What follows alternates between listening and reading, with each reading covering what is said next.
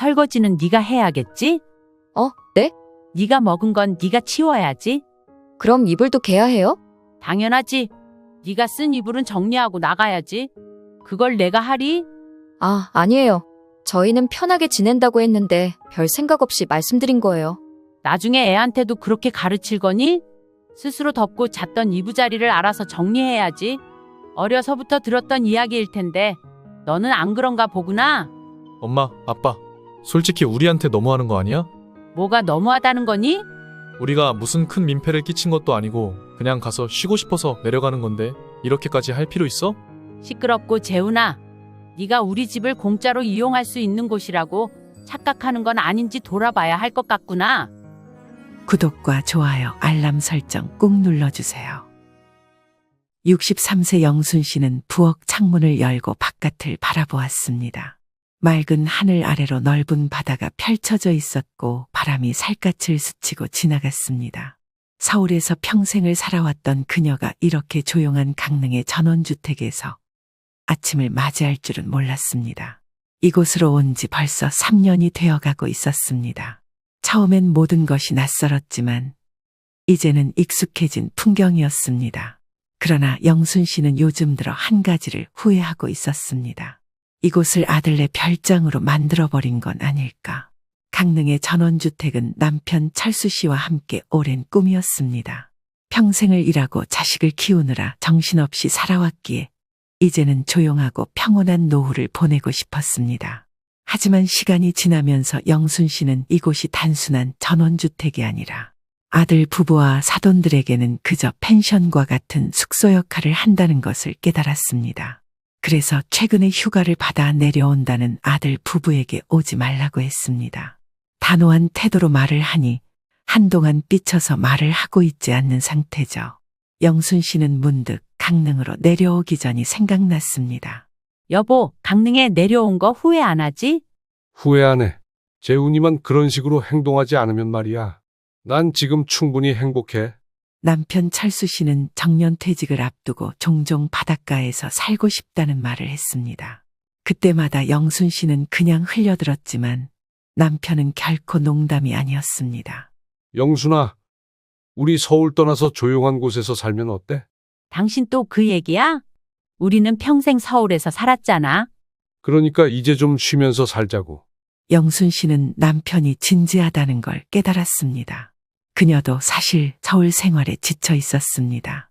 차 막히는 도로, 빽빽한 아파트, 복잡한 사람들 속에서 살아온 세월이 너무 길었습니다. 그러던 어느 날 남편이 그녀에게 사진 몇 장을 보여주었습니다. 강릉의 한적한 마을에 있는 전원주택이었습니다. 그곳은 마당이 있고 앞쪽으로는 바다가 펼쳐져 있었으며 주변에는 이웃 몇 집뿐이었습니다. 여기 어때? 이 집을 사서 우리 노후를 보내면 좋을 것 같아. 당신 정말 서울을 떠날 생각이야? 응, 이제는 우리만 생각해야지. 그 말을 듣고 영순 씨는 고민했습니다. 외아들 재훈 씨가 결혼을 앞두고 있었기 때문에 부모로서 곁에 있어야 하는 것이 아닐까 싶었습니다. 하지만 남편의 말대로 자식도 이제는 독립해야 했고 부모 역시 자신들의 삶을 찾아야 했습니다. 결국 영순 씨는 남편의 뜻을 따르기로 했습니다.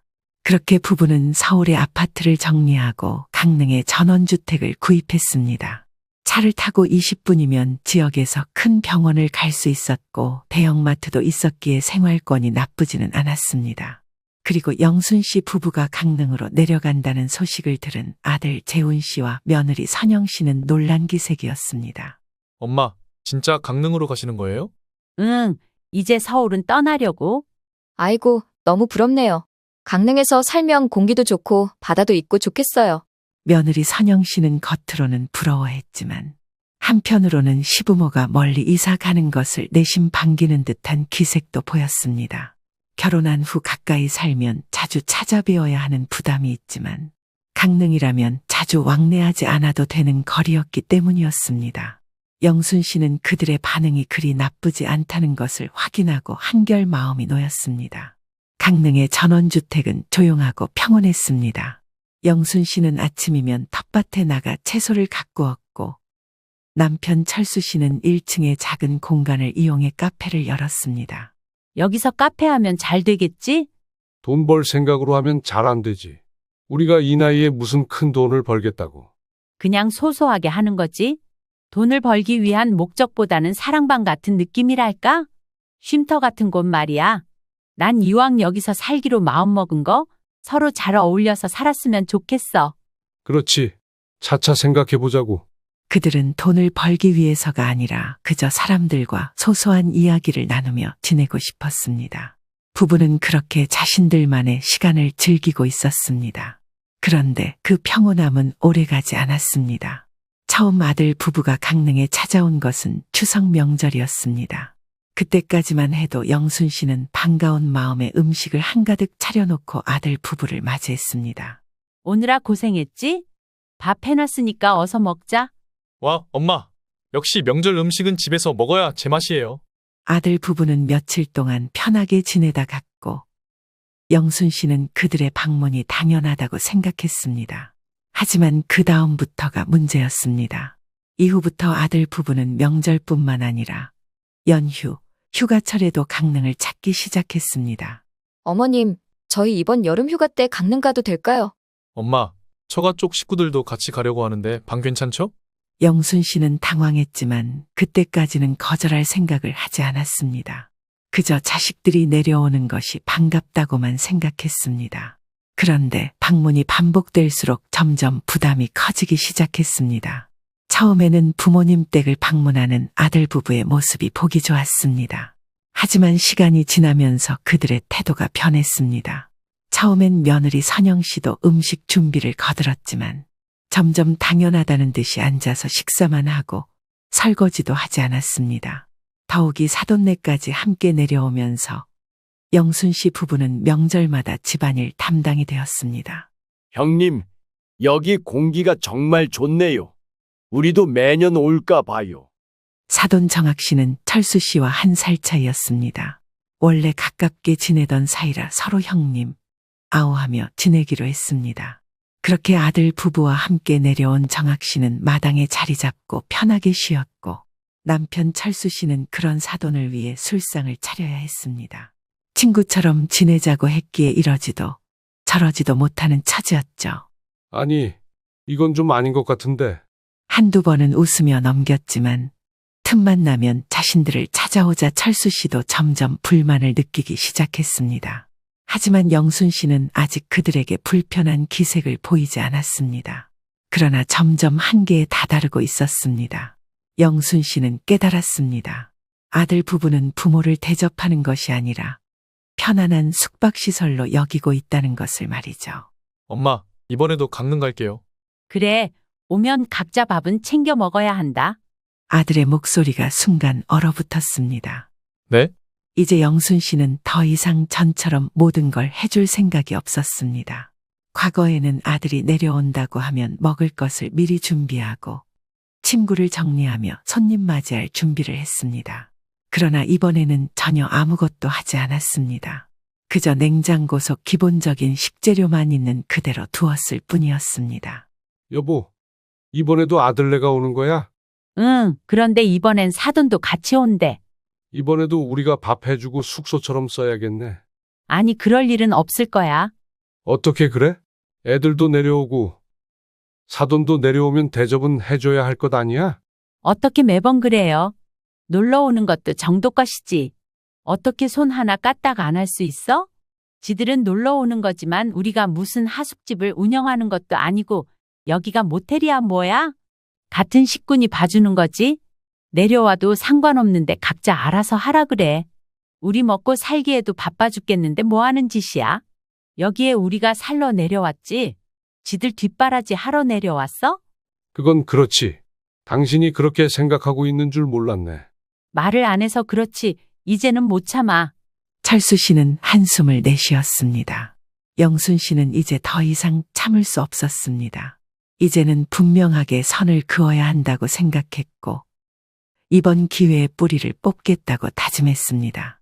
예정된 날 아들 재훈 씨와 며느리 선영 씨가 강릉 집에 도착했습니다. 그 뒤로는 정학 씨도 짐을 들고 따라왔습니다. 엄마, 아빠, 우리 왔어요.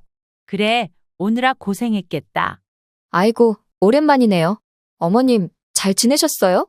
선영 씨는 평소처럼 밝게 인사했지만 영순 씨는 예전처럼 반갑게 맞아주지는 않았습니다. 그래, 잘 지냈어? 저기 방에 짐 풀고 쉬어.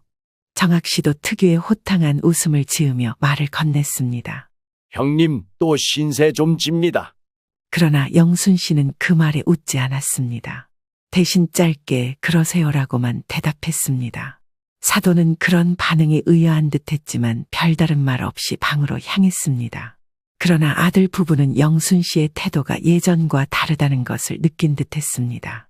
시간이 지나고 저녁 시간이 되자 선영 씨가 주방으로 다가왔습니다. 어머님, 오늘 저녁 뭐예요? 영순 씨는 평소라면 미리 밥상을 차려놓고 반찬까지 정갈하게 준비해 놓았을 것입니다. 그러나 이번에는 아무것도 하지 않았습니다. 냉장고에 재료 있으니까 같이 준비해야지. 선영 씨는 순간 당황한 듯 보였습니다. 아, 같이요? 그래, 이번엔 다 같이 해 먹자. 아들 재훈 씨도 눈치를 보며 끼어들었습니다. 엄마, 그래도 우리 오면 늘 해주시잖아요. 이제 우리도 나이가 들어서 힘들어. 너희도 이제 같이 해야지. 언제까지 해주는 밥만 먹을 거야? 우리 둘이 먹는 것만 하면 되는데 식구가 늘어나니까 고생은 내가 해야 되잖니? 그러니 같이 하는 게 맞아. 얼른 이리 와서 재료 다듬어. 영순 씨는 단호하게 말했습니다. 아들 부부와 정학 씨는 서로 눈치를 보기 시작했습니다. 결국 선영 씨가 마지못해 물었습니다. 그럼 제가 뭘 도와드리면 될까요? 밥이랑 국은 네가 하고 반찬은 재훈이가 좀 거들어. 영순 씨는 예전처럼 음식을 해주는 것이 아니라 이제는 함께 만들어야 한다는 것을 강조했습니다. 아들 부부는 내심 불만스러워 보였지만 어쩔 수 없이 요리를 시작했습니다. 정학 씨는 그 모습을 보며 웃었습니다. 하하, 그래도 어머님이 해주시는 게 최고인데. 저야 뭐 먹여주시면 좋고요. 그러나 영순 씨는 이제 사돈의 그런 말에도 웃어주지 않았습니다. 이제는 달라져야 할 때였습니다. 저녁 식사가 차려지고 다 같이 둘러앉았습니다. 이전과는 달리 이번에는 영순 씨가 만든 음식이 아니라 아들 내외가 함께 만든 음식들이 올라와 있었습니다. 그러나 분위기는 어딘가 어색했습니다. 정학 씨는 밥을 뜨면서 슬쩍 말했습니다. 형님, 그런데 요즘은 좀 힘드시죠? 힘들죠? 그래서 이제는 우리도 같이 해야겠다고 생각했어요. 정학 씨는 애써 웃으며 대답했습니다. 하하, 그러시구나. 그래도 저는 형님이 해주시는 음식이 제일 맛있던데. 그동안 많이 해드렸잖아요. 이제는 좀 쉬려고요. 몇 끼니 챙겨드릴 수가 없어요. 우리도 쉬어야 하고요. 나가셔서 사드시고 돌아다니면서 여기저기도 보고 다니고 그러세요. 영순 씨의 말투는 분명했습니다. 더 이상 부모가 자식과 사돈들을 위해 모든 것을 희생할 수는 없었습니다. 정학 씨는 순간 말이 막힌 듯 보였고 아들 재훈 씨와 선영 씨도 어색한 표정을 지었습니다. 분위기는 조용해졌고 식사는 평소와는 다르게 금방 끝났습니다. 다음 날 아침 영순 씨와 철수 씨는 일부러 평소보다 늦게 일어났습니다. 그러나 주방으로 나가보니 역시나 어제 저녁 설거지가 그대로 쌓여 있었습니다. 영순 씨는 순간 깊은 한숨을 내쉬었습니다. 그때 거실에서 잠에서 깬 선영 씨가 나왔습니다. 어머님, 아침 뭐 먹어요? 영순 씨는 이제 더 이상 참지 않기로 했습니다. 아침은 각자 해결해야지. 그리고 어제 먹은 설거지도 그대로 잤니? 같이 먹은 건데 말이야. 그 말에 선영 씨는 순간 당황한 표정을 지었습니다. 아, 네? 여기가 호텔도 아니고 이제는 각자 먹을 것 좀 챙겨 먹어야지. 너희들이 먹고 자고 하는 건 알아서 치워야 하는 거 아니니? 아들 재훈 씨도 마침 방에서 나오다 그 말을 들었는지 어색하게 웃었습니다. 엄마, 요즘 좀 달라지셨네. 왜 그렇게 뿔이 나셨어? 이제는 우리가 다 해주는 시대가 아니잖아. 그리고 뿔난 게 아니라 상식적인 걸 말한 거야. 당연한 거 아니야? 너희들이 한두 살 먹은 어린애도 아니고 머물다 간 자리 정리 정도는 해야지. 어제만 해도 그래. 음식 해주고 다 같이 식사했으면 치우기라도 해야지. 어떻게 그렇게 쏙 들어가 버리니? 내가 설마 했는데 실망이구나. 재훈 씨는 순간 아무 말도 하지 못했습니다. 선영 씨는 입을 꾹 다물고 있었고 정학 씨 역시 아무런 말도 하지 않았습니다. 이제야 그들도 깨닫기 시작한 듯했습니다. 부모가 해주는 것이 당연한 일이 아니라는 것을. 영순 씨는 속으로 말했습니다. 그래, 이제야 알겠지. 부모가 다 해주는 게 아니라는 걸. 어느 날 영순 씨가 부엌에서 점심을 준비하고 있을 때 전화벨이 울렸습니다. 화면에는 아들 재훈 씨의 이름이 떠 있었습니다. 그래, 재훈아? 무슨 일이야? 엄마, 이번 주 주말에 강릉 갈 건데 괜찮아요? 영순 씨는 순간 주방 한쪽에 걸린 달력을 쳐다보았습니다.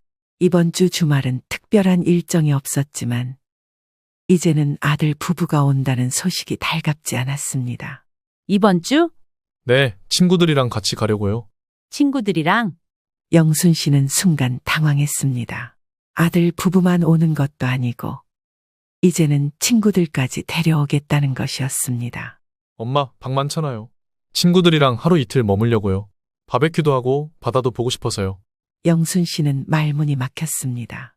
이제는 아예 강릉 집을 여행 숙소로 사용하려는 것 같았습니다. 재훈아, 그런데 친구들이랑 오면 다들 어디서 잘 건데? 거실도 있고 방도 많잖아요. 그럼 밥은?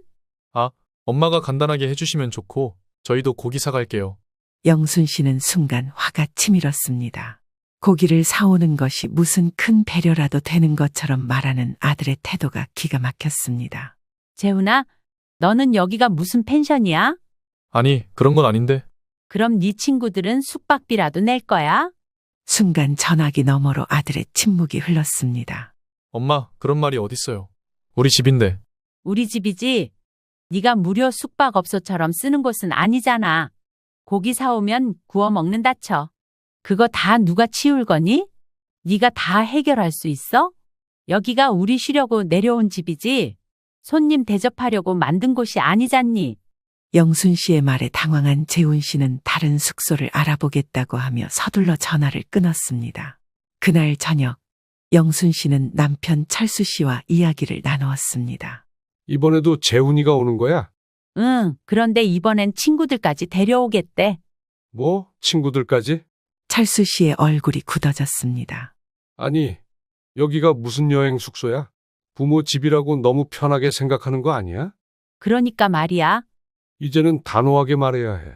안 그러면 앞으로 더 심해질 거야. 내가 말했어. 친구들 다 데려와서 고기 먹는다길래 뒤처리는 어떻게 할 거며. 어디서 잘 거냐고 따져 물으니까 다른 곳 알아본다고 끊던데? 어휴, 그 자식도 아직 철 들려면 멀었어. 주말이 되자 아들 재훈 씨와 며느리 선영 씨가 차를 타고 강릉 집으로 도착했습니다. 그러나 이번에는 친구들을 데려오지는 않았습니다. 아마도 영순 씨의 반응을 보고 계획을 바꾼 듯했습니다. 엄마, 왔어요.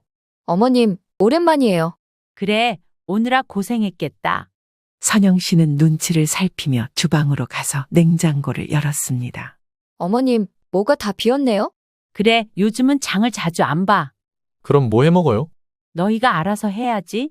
아들 부부의 얼굴이 순간 당황한 기색이었습니다. 이제까지 오면 항상 따뜻한 밥과 반찬이 차려져 있었지만 이제는 더 이상 그런 대접을 받을 수 없었습니다. 저녁 시간이 되어도 영순 씨는 요리를 하지 않았습니다. 아들 부부는 결국 배달 음식을 시켰습니다. 그러나 영순 씨는 그들이 음식을 다 먹고 난 뒤에도 설거지를 하지 않을 거라는 걸 알고 있었습니다. 설거지는 네가 해야겠지? 네? 네가 먹은 건 네가 치워야지. 아들 재훈 씨도 머뭇거리며 거들었습니다. 엄마, 그래도 우리가 오면 늘 해주시잖아요. 그래서 이번엔 너희가 해. 너희가 먹은 걸 내가 치워줘야 하는 거니? 집에 쉬러 오는 건 이해한다만 할 수 있는 일이면 너희들이 해야지. 언제까지 우리가 뒤치다꺼리 해줘야 해? 선영 씨는 어색하게 웃으며 결국 설거지를 시작했습니다. 그러나 그 표정에는 불만이 가득했습니다. 다음 날 아들 부부는 떠날 준비를 하며 여느 때처럼 집만 챙기고 있었습니다. 그러나 영순 씨는 가만히 있지 않았습니다. 아들 부부가 머물렀던 방과 거실을 한번 둘러보고는 안 되겠다 싶어 말했습니다. 가는 건 좋은데 방 정리는 하고 가. 엄마, 우리가 쓴 것만 하면 되죠? 아니, 너희가 쓴 모든 공간을 원래대로 정리하고 가. 선영 씨는 순간 굳은 표정을 지었습니다. 그럼 이불도 개야해요? 당연하지. 네가 쓴 이불은 정리하고 나가야지. 그걸 내가 하리? 아니에요. 저희는 편하게 지낸다고 했는데 별 생각 없이 말씀드린 거예요. 나중에 애한테도 그렇게 가르칠 거니? 스스로 덮고 잤던 이부자리를 알아서 정리해야지. 어려서부터 들었던 이야기일 텐데 너는 안 그런가 보구나. 재훈 씨도 불만스러운 표정을 지었지만 이번에는 아무 말도 하지 않았습니다. 결국 방을 정리하고 주방까지 깨끗이 치운 뒤에야 떠날 수 있었습니다. 영순 씨는 그제야 속이 후련했습니다. 아들 부부가 떠난 뒤 영순 씨는 남편과 함께 거실에 앉아 차를 마셨습니다. 이번엔 제대로 했네. 그래, 이제부터는 이렇게 해야겠어. 그래야지. 부모가 다 해주는 시대는 끝났어. 암만 그렇고 말고. 그나저나 여보, 이번에 서울 가면 하루는 재훈이네 집에서 묵고 올까? 그러지 뭐. 그래도 친척 모임 끝나고 저녁까지 같이 보내고 오면 좋지. 재훈이가 뭐라고 하던가? 응. 며칠 전에 전화했더니 그냥 알겠다고만 하더라. 뭔가 미적거리는 느낌이네. 영순 씨도 남편의 말을 듣고 약간 찜찜한 기분이 들었습니다.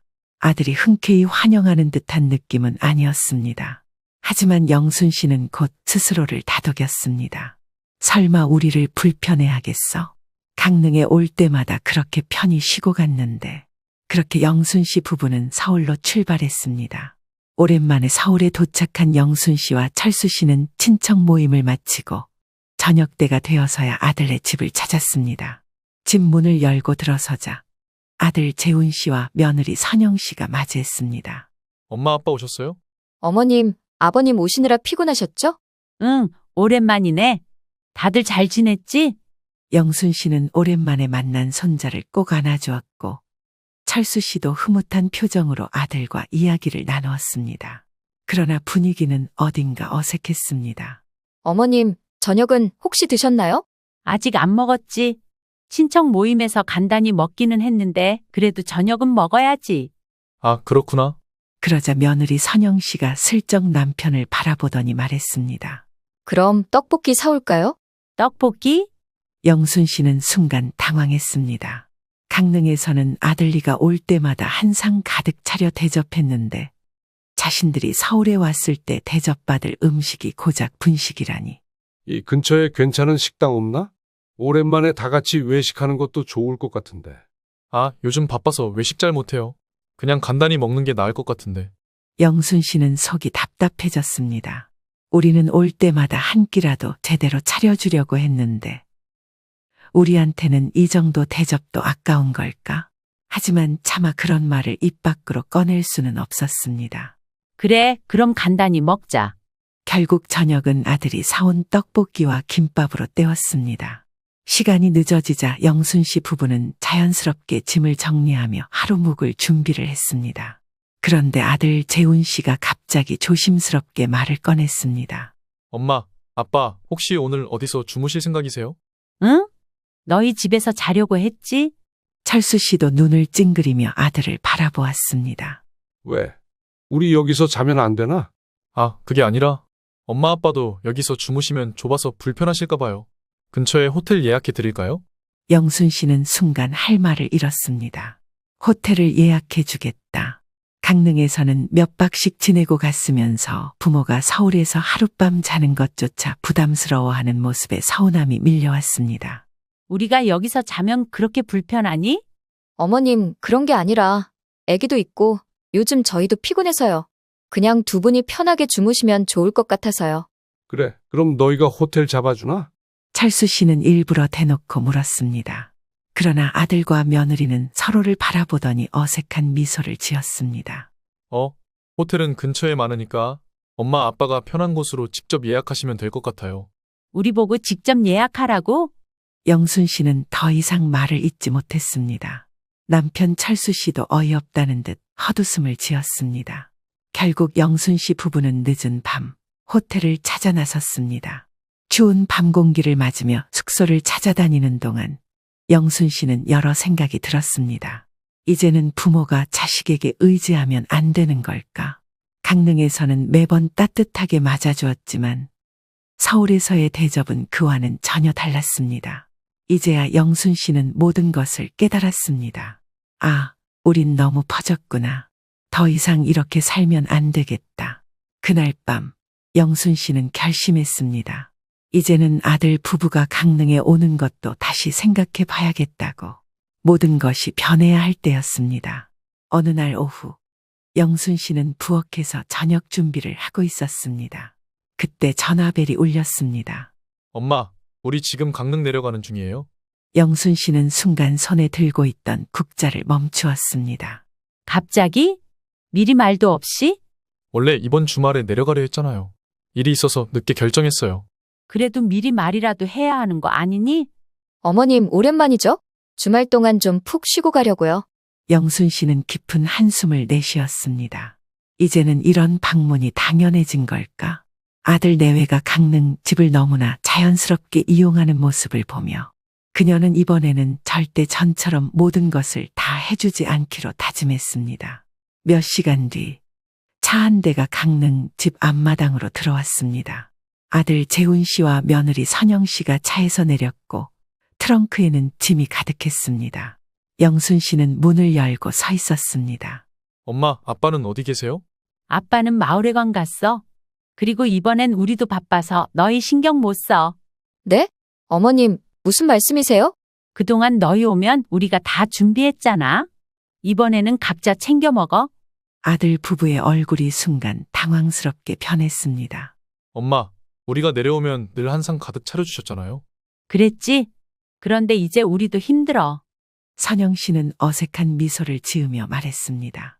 어머님, 저희가 오면 바빠지시는 거 아는데 그래도 가족끼리인데요. 그래, 가족끼리니까 각자 먹을 것도 챙겨야지. 내가 지난번에도 여러 번 말하지 않았어?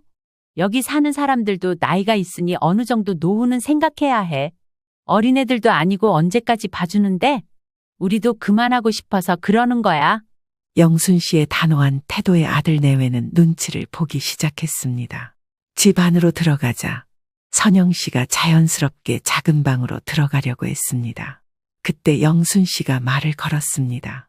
이제 너희 방도 따로 마련해 줄 생각 없어. 거실에서 자거나 숙소 잡아야 할 거야. 뭐? 어머님, 무슨 말씀이세요? 저희 방 항상 있던 곳이잖아요. 이제 방을 다르게 쓸 거야. 그러니까 너희도 알아서 해야 해. 한쪽은 네 아버지 서재, 한쪽은 내 취미방으로 사용할 거야. 짐 정리하려고 하니까 따로 숙소 잡아라. 아들 내외는 서로를 바라보며 당황한 표정을 지었습니다. 그러나 영순 씨는 단호했습니다. 이제는 이 집이 무료 숙박소가 아니라는 것을 확실히 알려줄 때였습니다. 재훈 씨는 잠시 뒤 배가 고팠는지 슬며시 주방으로 다가왔습니다. 엄마, 저녁 뭐예요? 몰라? 난 밥 안 해. 그럼 뭐 먹어요? 냉장고에 있는 거 알아서 해 먹어. 아니면 사 먹든가. 선영 씨가 옆에서 눈을 동그랗게 떴습니다. 어머님, 갑자기 왜 그러세요? 이제 우리도 신경 안 쓸 거야. 너희도 스스로 챙겨야지. 재훈 씨는 황당한 듯 웃으며 말했습니다. 엄마, 오늘 좀 이상해. 뭔가 섭섭한 일이라도 있었어? 서울 갔을 때 너희가 우리한테 해준 걸 생각해봐. 순간 아들 부부는 할 말을 잃었습니다. 그제야 그들은 서울에서 부모에게 했던 행동을 떠올린 듯 했습니다. 엄마, 그건? 됐어. 말 길게 할 것도 없어. 이제부터 우리 방식대로 할 거야. 그러니까 너희들도 여기서 잘 생각하지 말고 짐 챙겨서 호텔 잡아. 차 타고 가면 시내에 많으니까 골라서 자면 되겠네. 바닷가에 관광 호텔도 있고 세인트인지 뭔지도 있고 말이야. 취향껏 골라가라. 그날 밤 선영 씨의 아버지 정학 씨에게서 전화가 왔습니다. 형님, 이번엔 좀 너무하신 거 아닙니까? 애들 내려갔으면 그래도 밥 한 끼는 해주셔야죠. 우리도 힘들어요. 이제 우리 방식대로 살 거예요. 아니, 그래도 부모가 자식을 챙기는 게 당연한 거 아닌가요? 자식이 부모를 챙기는 건 당연하지 않나요? 정학 씨는 순간 말문이 막힌 듯 했습니다. 영순 씨는 더 이상 그들의 논리에 휘둘리지 않기로 했습니다. 재훈 씨와 선영 씨는 결국 강릉에서 머무는 내내 불편한 기색이 역력했습니다. 이전처럼 편히 쉬지도 못했고 모든 것을 스스로 해결해야 하는 상황이 낯설었던 것입니다. 엄마, 우리 먼저 올라갈게. 그래, 잘 가라. 어머님, 다음에는 다음에도 똑같을 거야. 선영 씨는 더 이상 말을 잇지 못했습니다. 그렇게 아들 내외는 평소보다 훨씬 빨리 강릉을 떠났습니다. 이제야 영순 씨는 홀가분한 기분이 들었습니다. 그래, 이게 맞아. 이제는 우리도 우리 삶을 살아야 해. 어느 날 영순 씨와 철수 씨가 오랜만에 단둘이 조용한 하루를 보내기로 한 날이었습니다.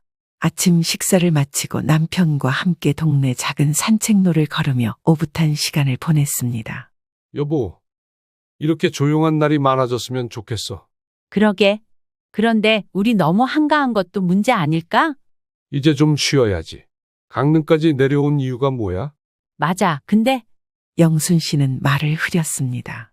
그때 휴대폰이 울렸습니다. 발신자는 아들 재훈 씨였습니다. 엄마, 지금 어디세요? 응? 왜? 무슨 일 있어? 아, 별거 아니고 우리 지금 내려가고 있어요. 한 3시간쯤 뒤에 도착할 것 같아요. 뭐 갑자기?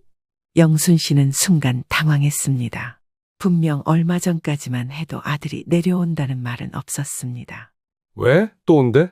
응, 벌써 출발했대. 철수 씨는 순간 표정을 굳혔습니다. 우리가 호텔에서 자라고 한 것도 아니고 우리 집에서 지내는 거라 부담 없는 거지. 그러니 통보만 하고 오는 거야. 이젠 막 나가겠다 이거네. 누가 당할 줄 알고? 영순 씨는 한숨을 내쉬었습니다. 이번에도 우리 집을 공짜 별장처럼 생각하는구나. 예고 없이 찾아온 아들 내외는 마치 주말 여행을 온 듯이 편안한 모습이었습니다. 엄마, 아빠, 오랜만이에요. 어머님, 아버님, 잘 지내셨어요? 응, 그래. 오느라 고생했네. 영순 씨는 포장된 인사에 일부러 미소를 지었지만 속으로는 답답한 기분이 들었습니다. 어머님, 점심 뭐 드실 거예요? 냉장고에 있는 걸로 대충 하려고. 아, 그러세요? 그럼 저희는 좀 쉬고 있을게요. 영순 씨는 순간 멈칫했습니다. 저희는 좀 쉬고 있을게요. 이건 또 무슨 경우야? 강릉까지 오면서 운전도 하지 않았으면서 점심을 준비하는 것도 부모의 몫이라는 듯한 태도가 서운하게 느껴졌습니다. 영순 씨는 일부러 천천히 입을 열었습니다. 선영아, 네가 밥 좀 차려봐. 냉장고에 재료 다 있으니까. 선영 씨는 순간 당황한 표정을 지었습니다. 제가요? 응, 나는 아침부터 계속 움직였어. 너희도 내려오느라 피곤했겠지만 점심 정도는 네가 좀 해주면 좋겠네. 선영 씨는 순간 말문이 막힌 듯 보였습니다. 그러자 아들 재훈 씨가 중간에서 끼어들었습니다. 엄마, 그냥 간단한 거 있으면 드세요. 굳이 요리 안 하셔도 돼요. 아니, 간단한 게 아니라 너희가 좀 하라는 거야. 영순 씨는 단호하게 말했습니다. 아, 네, 그럼 제가 해볼게요. 하지만 선영 씨가 만든 점심은 영순 씨가 평소 차려주던 음식과는 비교도 할 수 없을 정도로 간단한 것이었습니다. 그저 국 하나와 반찬 2개가 전부였습니다. 하지만 영순 씨는 이제는 그런 것조차 감지덕지해야 한다는 걸 깨달았습니다. 그날 저녁, 영순 씨와 철수 씨는 조용히 대화를 나누었습니다.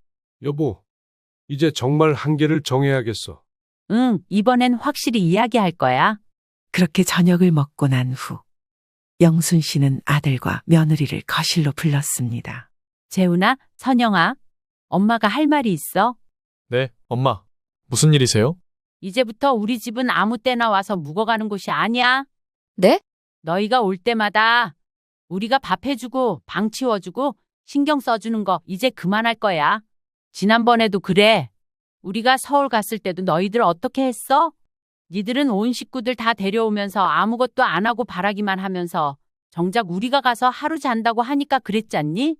그리고 앞으로 이래라 저래라 하는 건 기분 나쁘게 생각하지 않았으면 한다. 그게 당연한 거니까. 우리가 너희를 안 보는 게 아니라 이제 우리도 좀 쉬고 싶어. 너희가 오는 건 좋은데 그럼 그만큼 너희도 해야지. 엄마, 우리가 부담 드리고 싶어서 온 건 아니었어요. 부담을 안 주고 싶었으면 최소한 오기 전에 상의라도 했어야지. 선영 씨는 속이 상한 듯 보였지만 영순 씨는 흔들리지 않았습니다.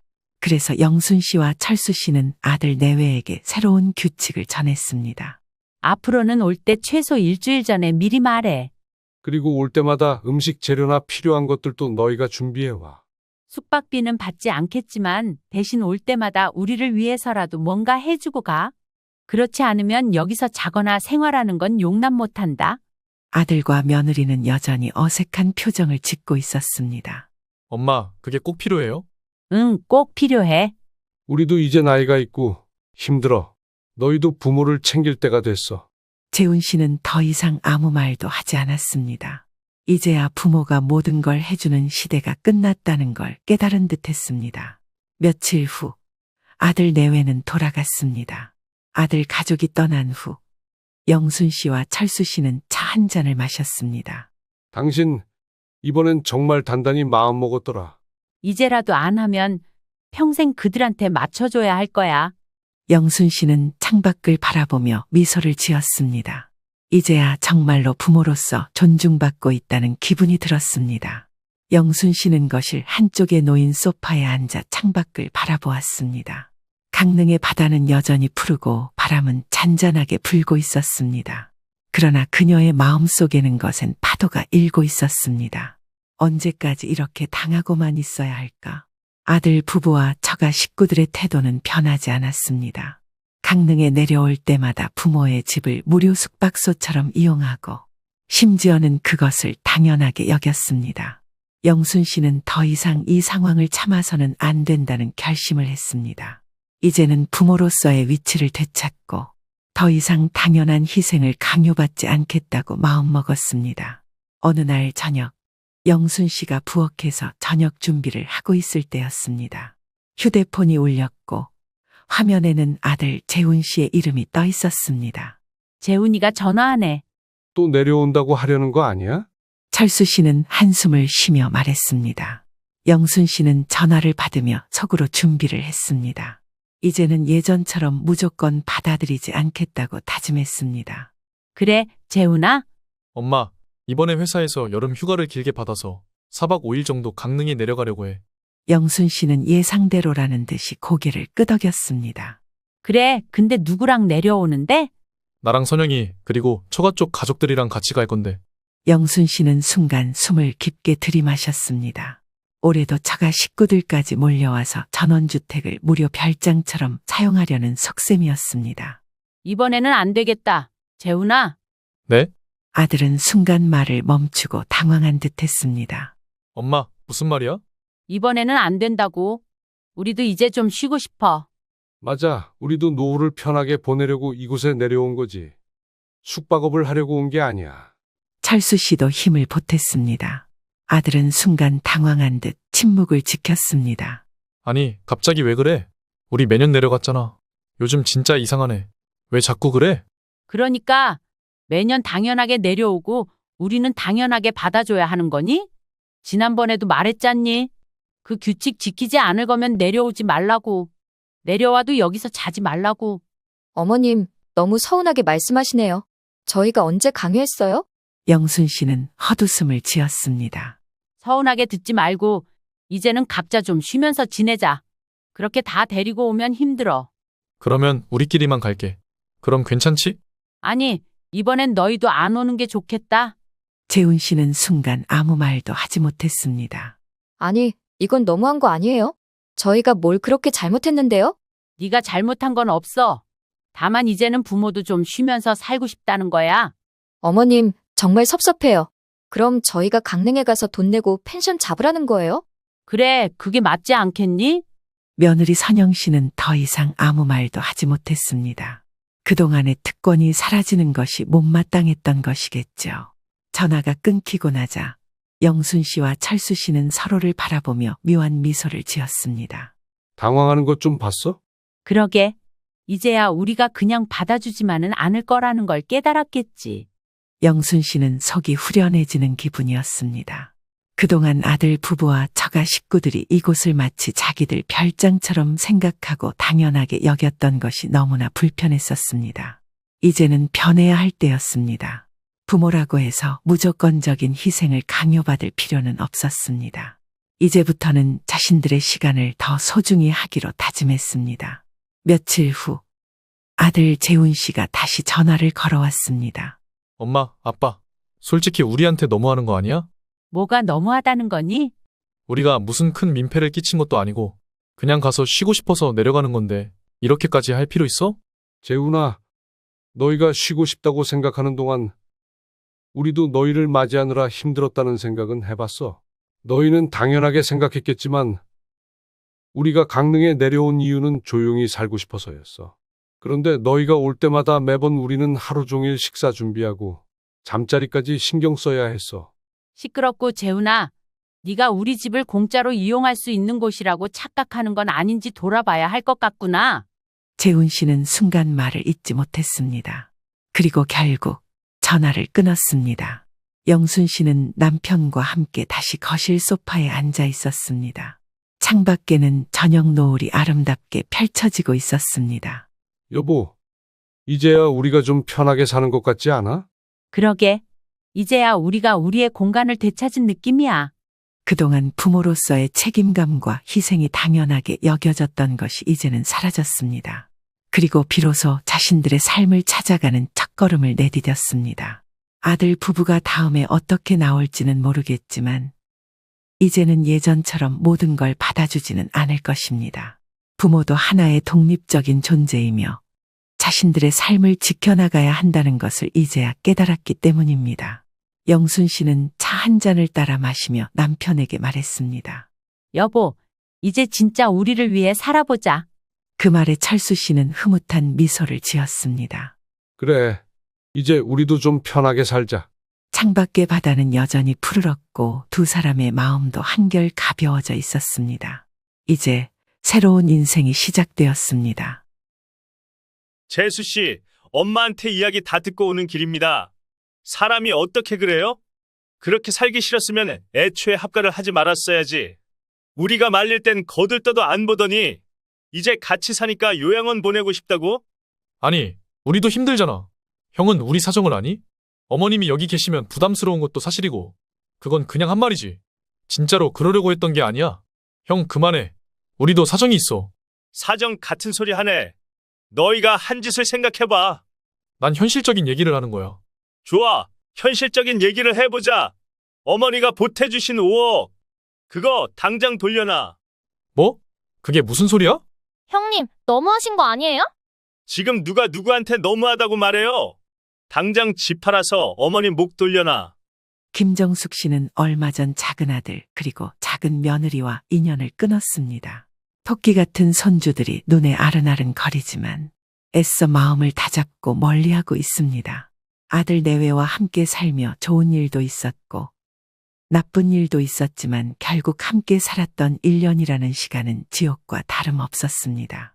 큰아들 내외의 도움을 받아 지금에서야 본격적인 노후를 즐기게 된 정숙 씨는 잠시 그때의 기억을 떠올려 봅니다. 엄마, 저희 왔어요. 지훈이 왔어? 네가 이 시간에는 어쩐 일이야? 애들은 어쩌고? 애들은 학교 갔죠. 학원 다녀오면 저녁 먹을 시간이에요. 전 오늘 연차냈고요. 점심이 되기 전 작은 아들 지훈 씨와 며느리 선영 씨가 정숙 씨를 찾아왔습니다. 엄마, 지난번에 말씀하셨던 거 말이에요. 어떤 거 말하는 거니? 그 있잖아요. 앞으로 어떻게 살지 걱정이라면서 하셨던 말씀이요. 아, 그거 신경 안 써도 돼. 그냥 엄마가 아쉬워서 해본 말이야. 엄마 성격 알잖아. 너희들한테 피해 줄 생각 없어. 그래서 저희가 곰곰이 생각을 좀 해봤는데요. 저희랑 합가 어떠세요?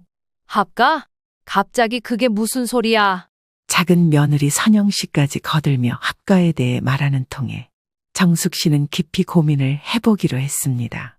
그도 그럴 것이 작은 아들이 결혼하고 얼마 안 되는 시점에 평생을 함께하자던 남편이 사고로 세상을 떠났습니다. 혼자 살아온 세월이 짧다면 짧고 길다면 길었지만 문득 찾아오는 외로움을 달랠 방법은 없었습니다. 그래, 니들 말처럼 나도 조금은 편하게 살아야지. 일단 알았다. 그렇게 작은 아들 내외는 무언가 신나 보이는 표정으로 집을 나섰습니다. 정숙 씨는 가만히 커피를 마시며 생각을 했습니다. 과연 합가를 하는 게 옳을지. 요즘 젊은 사람들은 부모님을 모시고 사는 것을 원하지 않는다는 소리를 들었던 터라 괜한 결정을 한 건 아닌지 미안한 마음까지 들었습니다. 어머니, 웬일이세요? 큰애야, 지금 통화 가능하니? 네, 말씀하세요. 요즘 지내는 건 좀 어때? 지난번에 몸살 걸렸던 거 이후로 많이 나아진 거야? 저 튼튼한 거 아시잖아요. 어머니 걱정하실까봐 일부러 말씀 안 드렸는데 무슨 일 있으세요?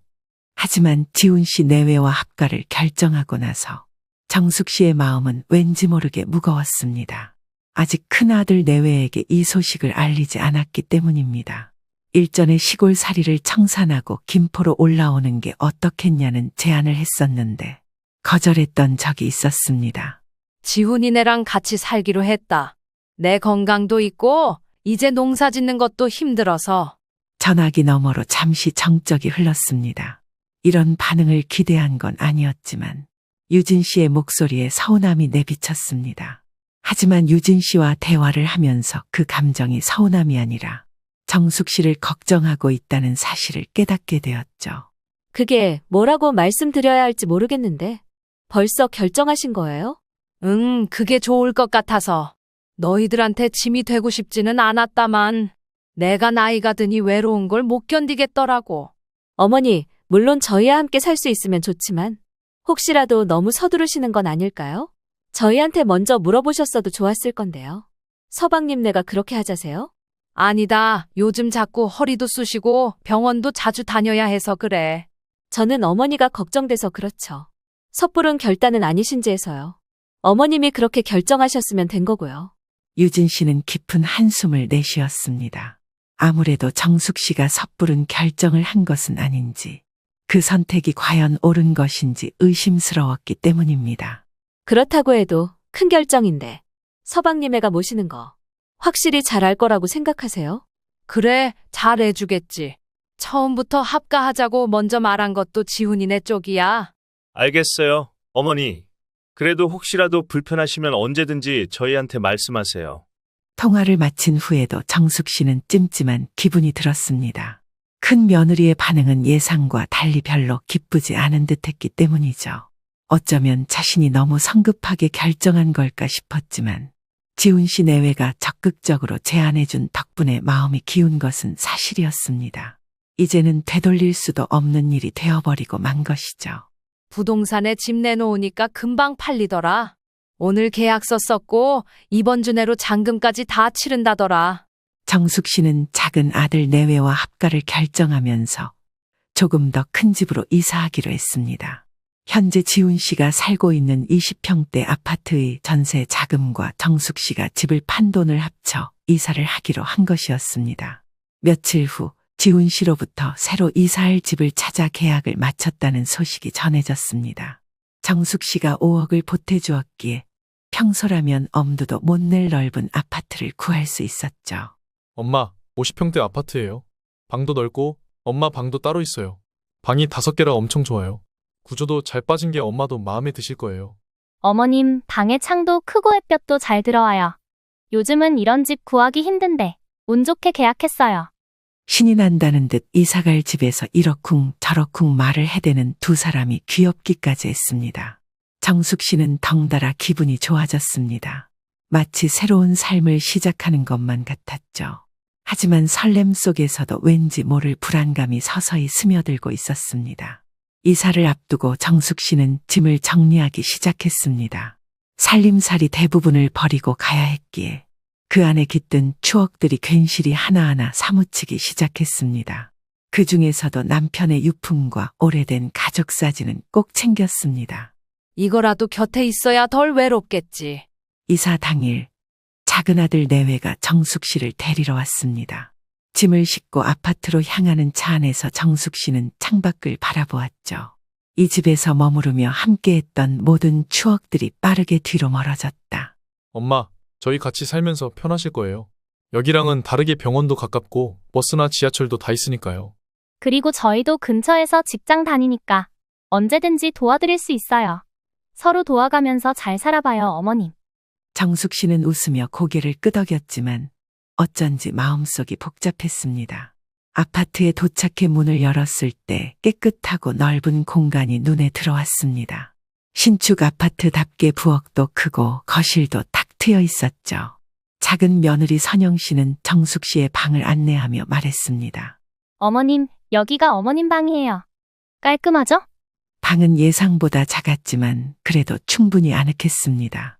정숙 씨의 취향을 고려했는지 나무 무늬가 어우러지는 고풍스러운 가구들이 눈에 들어왔습니다. 자신을 이렇게까지 신경 써준 작은 아들 내외가 그저 고마웠습니다. 그래, 아주 좋다. 그날 저녁 가족이 둘러앉아 첫 식사를 했습니다. 선영 씨가 음식을 차렸고 지훈 씨는 맥주 한 캔을 따며 말했습니다. 엄마, 환영합니다. 이제 가족끼리 편하게 삽시다. 어머님, 우리랑 같이 사시면 외롭지 않으실 거예요. 앞으로 잘 부탁드려요. 정숙 씨는 두 사람을 보며 미소를 지었습니다. 그래, 나도 잘 부탁한다. 그러나 정숙 씨는 알지 못했습니다. 오늘이 어쩌면 가장 행복한 날이 될지도 모른다는 사실을. 앞으로 다가올 현실이 결코 녹록하지 않다는 것을 말입니다. 그렇게 정숙 씨는 낯선 공간에서 첫날 밤을 맞이했습니다. 그리고는 얼마 지나지 않아 새벽부터 눈을 떴습니다. 혼자 지낼 땐 아침 잠이 없던 탓에 새벽같이 일어나 뒷산을 오른다던가 주변을 산책하곤 했는데 그 습관이 몸에 배어버린 탓에 일찌감치 눈을 뜨게 된 것이었죠. 그래도 조용하네. 겨우 몸을 일으켜 거실로 나간 정숙 씨는 익숙지 않은 고요함에 어색함을 느꼈습니다. 아직 작은 아들 내외와 손주들은 한참 잠에 취해 있었기에 홀로 정적에 휩싸인 거실을 바라보았습니다.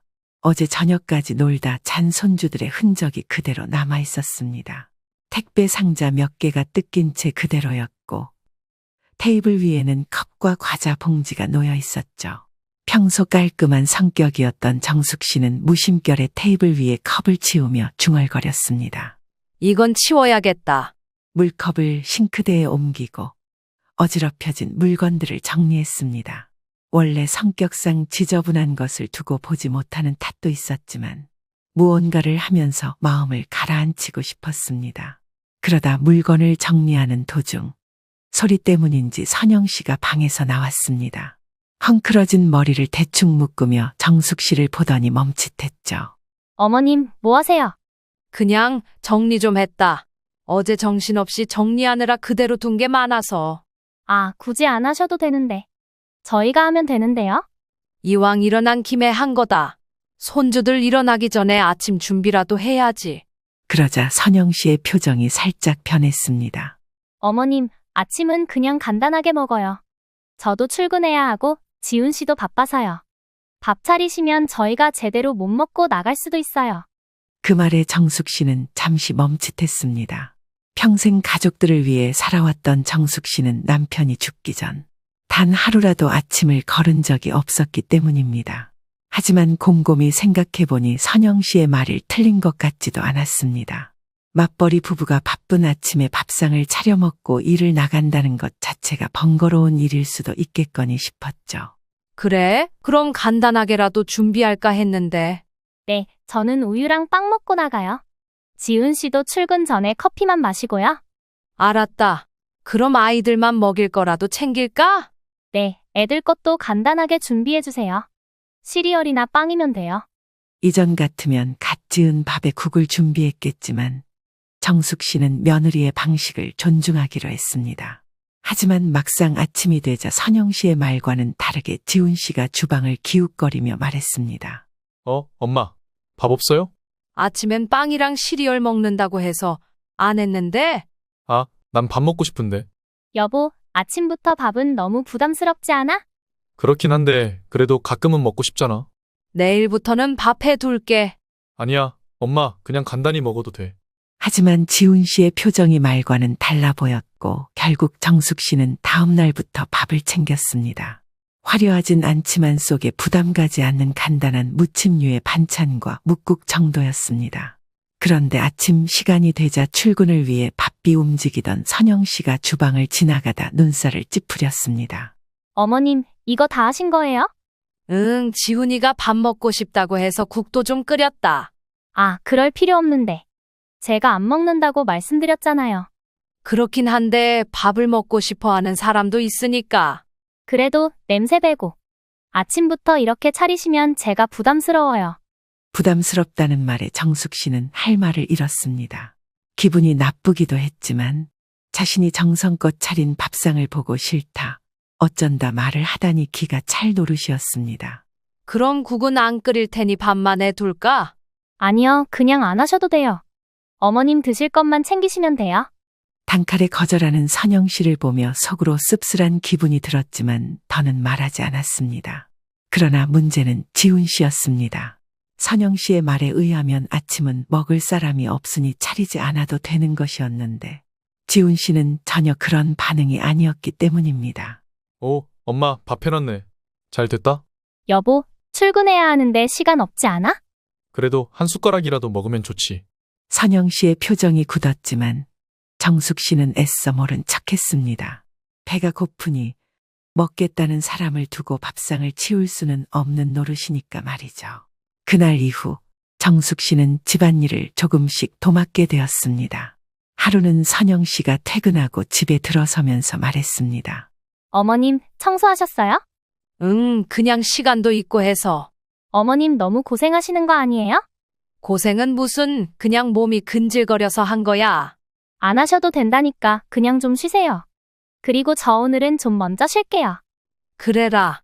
선영 씨는 고맙다는 말 한마디 없이 방으로 들어갔습니다.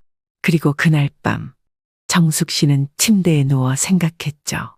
이제 며칠밖에 안 됐는데 뭔가 이상하네. 내가 뭘 잘못했나?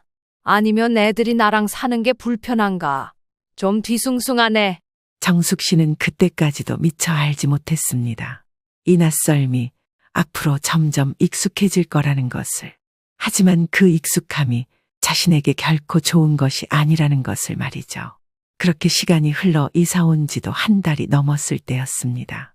정숙 씨는 여전히 이 집이 낯설게 느껴졌습니다. 처음엔 단순한 어색함이라고 생각했지만 시간이 지나면서 점점 더 확신하게 되었죠. 이곳은 자신의 집이 아니라 남의 집이나 다름없었습니다. 그리고 여느 때처럼 또 아침이 밝았습니다. 정숙 씨는 새벽부터 일어났고 평소보다 허리가 더 아픈 듯 했지만 몸을 움직이면 나아지겠지 싶어 천천히 방을 나섰습니다. 주방으로 가니 개수대에 전날 밤 설거지하지 않은 그릇들이 가득 쌓여 있었습니다. 모처럼 불금이니 뭐니 하면서 요리를 해먹은 작은 아들 내외의 흔적이었습니다. 에휴. 정숙 씨는 팔을 걷어붙이고 설거지를 시작했습니다. 혼자 살 때는 자기 먹을 것만 신경 쓰면 됐지만 여기서는 5 식구의 끼니를 책임지는 게 일상이 되어버렸습니다. 선영 씨는 툭하면 일하고 와서 피곤하다며 바로 방으로 들어가 버렸고 지훈 씨도 늘 바쁘다며 아무것도 하지 않았죠. 손주들은 나이가 어리니 당연히 집안일을 도와줄 수 없는 노릇이었습니다. 물론 처음에는 선영 씨가 미안한 기색을 보이며 말했습니다. 어머님, 제가 설거지는 할게요. 어머님 너무 고생하시잖아요. 하지만 그 말은 어디까지나 말뿐이었죠. 시간이 지나자 설거지는 당연히 정숙 씨의 몫이 되었습니다. 설거지를 마치자마자 곧바로 빨래를 시작했습니다. 5 식구가 사니 빨랫감이 끊이지 않았죠. 특히 선영 씨는 위생에 신경을 많이 쓴다며 이불도 자주 세탁해야 한다고 했습니다. 어머님, 애들 이불 빨래는 꼭 주의를 해주세요. 먼지 쌓이면 건강에 안 좋거든요. 처음에는 그렇지. 손주들 건강을 위해서라면 하고 흔쾌히 받아들였습니다. 그런데 손주들뿐만 아니라 자신들의 이불까지 정숙 씨에게 떠맡기기 시작했죠. 나도 늙었는데 이불 빨래까지 매주 해야 하나? 어머님, 그냥 제가 할게요. 주말에 몰아서 하면 되는데 괜히 어머님 고생하시잖아요. 그냥 두세요. 제가 주말에 할게요. 아니다. 이왕 하는 거 다 해버려야지. 집에 있으면 뭐해? 놀기밖에 더 하니? 걱정하지 말고 출근해. 그럼 부탁드릴게요. 빨래를 끝내고 널어놓고 나니 어느새 점심때가 다가왔습니다. 아침을 제대로 챙겨 먹지 못한 정숙 씨는 그제서야 거실 소파에 앉아 한숨을 내쉬었습니다. 이제 또 점심을 준비해야 했습니다. 유독 오늘따라 몸이 지치고 힘든 게 직접 밥을 차려 먹을 기운이 없었습니다. 정숙 씨는 얼마 전 분리수거를 하며 친해진 김 씨 할머니와 국수 한 그릇을 먹기 위해 약속을 잡았습니다. 집을 나서려고 하기가 무섭게 선영 씨에게 전화가 걸려왔죠. 어머니, 저 오늘 퇴근이 늦을 것 같은데요? 6시에 애들 하원 좀 부탁드릴게요. 그리고 오늘 늦게 퇴근하면 만들고 잘 시간이 안 돼서요. 이유식 좀 부탁드릴게요. 네가 하는 방식이 있을 텐데 내가 해도 괜찮은 거냐? 그냥 입자만 곱게 죽 만든다 생각하시면 될 것 같아요. 간은 아무것도 하지 마시고요. 선영 씨가 손주들의 하원과 간식, 이유식을 부탁했습니다. 재료 손질부터 음식을 조리하고 치우기까지 제법 많은 시간을 소모해야 했고, 손주들이 하원하기 전까지 모든 일을 마치려면 시간이 애매할 것 같았습니다. 결국 정숙 씨는 김 씨 할머니에게 연락해 약속을 뒤로 미루었습니다. 점심을 먹는 대신 시장에 가서 장을 봐야 했던 정숙 씨는 부지런히 걸음을 옮겼습니다. 시장에 도착한 정숙 씨는 채소며 고기며 이것저것 바구니에 담았습니다. 서울은 시장이라고 해도 정숙 씨가 살던 동네에 비해서 물가가 훨씬 비쌌습니다. 애호박 하나가 3,000원이라니 시골에서는 한 바구니를 그 가격에 살 텐데. 정숙 씨는 계산을 마치고 무거운 장바구니를 양손에 들고 아파트로 돌아왔습니다. 계단을 오르며 숨이 턱턱 막혔죠. 엘리베이터를 타면 될 일이었지만 3층밖에 안 되는 곳을 굳이 엘리베이터를 타야 하나 싶기도 했고, 조금이라도 건강을 위해 운동한다 생각하기로 하고 걸어다니던 정숙 씨였습니다. 이거 원 체력이 예전 같지가 않네. 집에 도착해 장바구니를 내려놓고 한숨을 돌리려는데 늦게 퇴근한다던 선영 씨가 집으로 왔습니다. 어머님, 어디 다녀오셨어요? 시장에 다녀왔지. 이유식도 만들어야 한다면서 겸사겸사 애들 먹일 간식도 사왔다. 고생하셨어요. 생각보다 일이 일찍 끝나서 왔어요. 애들 하원 제가 시킬 테니까 어머니는 마저 볼 일 보세요. 그리고요, 어머니, 다음부터는 마트 배송 시키셔도 돼요. 너무 무거운 거 들고 다니시면 허리 안 좋으시잖아요. 시장도 일정 금액 이상 구매하면 배송해주던데요. 배송은 따로 돈이 들지 않니? 요즘은 기본 배송비 얼마 안 해요. 많이 받아봤자 5,000원. 그리고 제가 퇴근하고 마트 들를 수도 있어요. 기껏 장을 보고 왔더니 선영 씨는 잔소리 아닌 잔소리를 늘어놓기 시작했습니다. 좋은 게 좋은 거라고 빈말로 자신이 다음부터 장을 보겠다 하는 선영 씨의 말을 웃어 넘겼습니다. 하지만 그날 이후로도 장 보러 가는 건 여전히 정숙 씨의 몫이었죠. 오후 4시가 되자 어린이집에 갔던 손주들이 돌아왔습니다. 집안이 조금 더 북적거리고 시끄러워졌고, 손주들은 집에 오자마자 뭐가 그리 좋은지 이리저리 뛰어다니며 저들끼리 놀기 바빴습니다. 세준아, 그렇게 뛰다가 다치면 아야 해요. 그러니 조심해서 놀자. 할머니가 시장에서 우리 세준이 좋아하는 고구마 과자 사왔는데 이거 조금 먹으면서 놀아. 정숙 씨는 손주들에게 간식을 건네주며 둘째 손주의 이유식을 만들기 시작했습니다. 곧이어 저녁 시간이니 저녁 준비도 함께 하면서 말입니다. 정숙 씨가 저녁을 준비하는 동안 작은 선영 씨는 거실에서 휴대폰을 보고 있었습니다. 뭐가 그리 좋은지 혼자 웃기도 하면서 짤막한 동영상들을 들여다보았습니다. 선영아, 뭐 먹고 싶니? 아, 그냥 있는 거 아무거나 먹어요. 그 말에 정숙 씨는 손주들이 좋아하는 소세지를 조금 구워내고 지훈 씨가 좋아하는 애호박 젓국을 끓여냈습니다. 지난번에 선영 씨도 잘 먹었던 기억이 있어서 감칠맛 나게 끓여냈죠. 하지만 막상 밥상을 차려놓으니 선영 씨는 이러쿵 저러쿵 불평을 했습니다.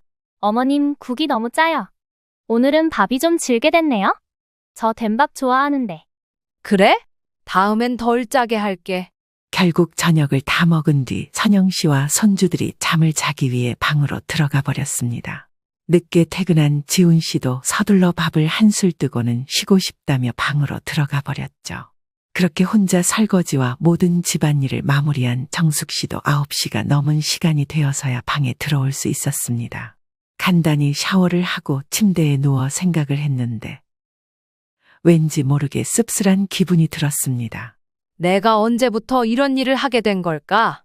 이러려고 5억을 보탠 건 아니었는데. 하지만 지금 와서 무슨 말을 할 수 있을까 싶어 정숙 씨는 깊은 한숨을 내쉬었습니다. 이 집에서의 자신의 역할이 어머니가 아니라 가사도우미에 가까워지고 있다는 것을 뼈저리게 깨닫는 하루였습니다. 다음 날 아침, 정숙 씨는 냉장고를 열어 아침으로 뭘 준비할지 고민했습니다. 어제 저녁 남은 반찬이 있었지만 국이 없으면 지훈 씨는 밥을 잘 안 먹었습니다. 그렇다고 아침을 먹지 않는 사람들도 있기에 새로 반찬을 해야 하나 싶기도 했습니다. 조금이라도 먹어야 힘내서 일하는데.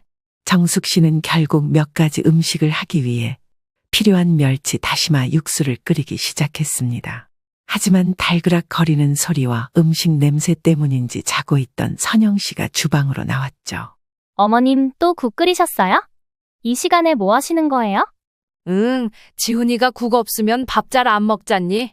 아침엔 따뜻한 국물이 있어야 속이 편하지. 선영 씨는 어이없다는 듯 웃으며 말했습니다. 어머님, 몇 번 말씀드렸잖아요. 저희는 아침을 간단히 먹어요. 너무 부담스럽게 차리지 않으셔도 된다니까요? 그래도 애들도 있고, 지훈이도. 여보, 선영 씨는 안 되겠다 싶었는지 제법 앙칼진 목소리로 지훈 씨를 불러냈습니다. 아직 잠이 덜 깬 얼굴로 나온 지훈 씨가 하품을 하며 물었습니다. 왜 그래? 어머님께서 또 국을 끓이셨대. 아침부터 이렇게 부담스럽게 차리시면 어쩌냐고 좀 말씀 좀 드려봐. 부담스럽다고 했는데 내 말은 안 들으시네. 어머님도 피곤하실 텐데 새벽부터 이러시면 내가 눈치 보이잖아, 안 그래? 엄마도 그냥 우리 스타일에 맞춰주시면 좋긴 하지. 내가 무슨 큰일을 한 것도 아니고 국 하나 끓인 건데 그게 그렇게 부담스럽니? 저희야 괜찮지만. 제가 말하는 건 어머님이 너무 힘드실까 봐요.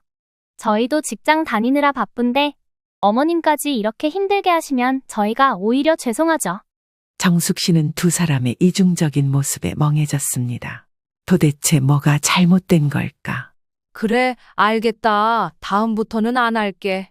주말이라 하루 종일 집에 있는 식구들이 끼니를 책임져야 했던 정숙 씨는 마트에 다녀오기로 했습니다.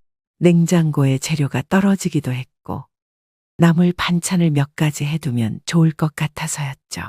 잔뜩 장을 보고 온 정숙 씨를 맞이한 건 다음 아닌 선영 씨였습니다. 어머님, 이거 뭐예요? 정숙 씨가 손에 들고 있던 것은 평소 좋아하는 말린 나물 봉지였습니다. 선영 씨는 짜증이 섞인 목소리로 말했다. 이거 왜 사셨어요? 저희는 이런 거 안 먹어요. 내가 먹으려고 산 거야. 가끔씩 나물 무쳐 먹으면 좋잖니? 어머님 것도 미리 말씀해 주시면 제가 사다 드릴게요. 그런데 저희가 안 먹는 음식은 굳이 살 필요가 있을까요? 내가 사 먹는 건데 뭐가 문제니? 아니, 그런 뜻이 아니라. 내가 먹고 싶은 거 사 먹지도 못하니? 하나부터 10까지 다 너희들 입맛에 맞춰주는데 이 정도도 못해. 그리고 해두면 너희들도 조금씩 먹잖아. 애들도 잘 먹고 말이야. 어머니, 그런 뜻으로 말씀드린 게 아니라요. 선영 씨는 한숨을 쉬더니 거실로 나가버렸습니다. 정숙 씨는 아무렇지도 않은 척했지만 마음이 편치 않았습니다. 이 집에서는 내 입맛대로 먹을 수도 없구나 싶었습니다. 여보, 어머님께서 너무 집안일을 다 하려고 하시는 것 같지 않아? 그러게, 근데 엄마가 원해서 하시는 거잖아. 그게 아니라 난 솔직히 어머님이 더 편하게 계셨으면 좋겠어. 이 집이 불편하신가 봐. 정숙 씨는 속으로 씁쓸한 미소를 지었습니다. 선영 씨가 하는 말을 들어보면 정숙 씨를 꽤나 생각하는 모양이었습니다. 결국 정숙 씨는 끝까지 두 사람의 말을 듣지 않고 조용히 방으로 돌아왔습니다. 며칠 후 선영 씨가 다가와 말을 건넸습니다. 어머님, 요즘 생활 어떠세요? 괜찮아. 뭐 그냥저냥 지내지. 근데 어머님, 혹시 밖에 동네 친구라도 좀 사귀시는 게 어때요? 요즘은 문화센터 같은 데도 많고 다들 모여서 운동도 하시고 그러시잖아요. 나는 그냥 여기 있는 게 편한데. 그래도 어머님께서 집에만 계시면 답답하실까 봐요. 그리고 저도 솔직히 출근하고 집안일까지 하려면 좀 힘들 때가 있거든요. 내가 도와주면 좋잖니? 물론 감사하죠. 그런데 어머님도 너무 힘드시잖아요. 정숙 씨는 이제야 선영 씨의 속내를 알 것 같았습니다. 그래, 나가보도록 할게. 그렇게 말하고 돌아섰지만 마음은 무거웠습니다. 정숙 씨는 동네 공원을 걸었습니다. 살던 곳과는 다르게 운동기구도 여러 가지고 가지런히 정돈된 길과 자전거 도로와 일반 보행도로가 명확히 구분된 고급스런 공원이었습니다. 하지만 살가움이라고는 전혀 찾아볼 수 없었습니다. 콩나물 모양의 이어폰, 헤드셋을 끼며 각자 할 일에만 집중하는 사람들이 신기하면서도 차갑게 느껴졌습니다.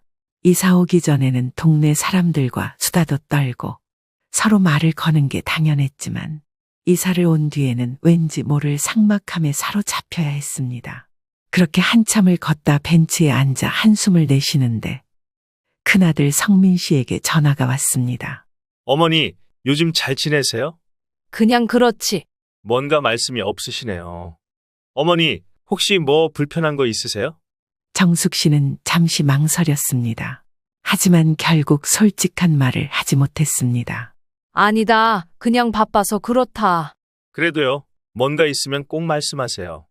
정숙 씨는 전화를 끊고 한참을 앉아 있었습니다. 그리고 깨달았습니다. 이 갈등이 이제 시작에 불과하다는 것을. 이제 막 시작인데 벌써부터 힘들다고 하면 안 되지. 하지만 그녀는 알고 있었습니다. 이 갈등이 이제 시작에 불과하다는 것을.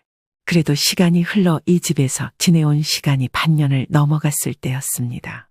날이 갈수록 집안일의 무게는 더 커졌고 작은 아들 내외의 태도도 변해갔죠. 이제는 아예 정숙 씨를 집안일 하는 사람으로만 보는 것 같았습니다. 아침밥을 차리고 점심을 챙기고 저녁을 준비하고 설거지를 하고 빨래를 널고 개고 청소하고 쓰레기를 버리고 손주들을 챙기는 일까지. 이제는 정숙 씨도 스스로 깨닫고 있었습니다. 내가 이 집에 있는 이유가 뭐지? 그저 집안일을 해주는 사람이 되기 위해 5억 원을 보태고 이곳에 온 걸까? 이런 고민이 머릿속을 떠나지 않던 어느 날 밤이었습니다. 그날 밤, 정숙 씨는 듣지 말아야 할 것을 듣게 되었죠. 안방에서 작은 아들 내외의 대화 소리가 들려왔습니다. 처음엔 신경 쓰지 않으려 했지만 귀에 꽂히는 단어들이 있었습니다. 그래서 요양원 얘기는 어떻게 됐어? 친구네 아버님도 이번에 요양원 들어가셨대. 생각보다 괜찮다고 하더라고. 근데 엄마는 그런 거 싫어하실 텐데. 그럼 평생 같이 살 거야? 나 진짜 너무 힘들어. 어머님이랑 계속 이러고 살 자신 없어. 그럼 어쩌자는 거야? 엄마가 이 집 사면서 돈도 보태주셨고 같이 산지 고작 1년이 넘었어. 몇 년이나 되기를 해. 그럼 나더러 어머니 돌아가실 때까지 모시고 살라는 얘기야? 적당할 때 빠져줘야지.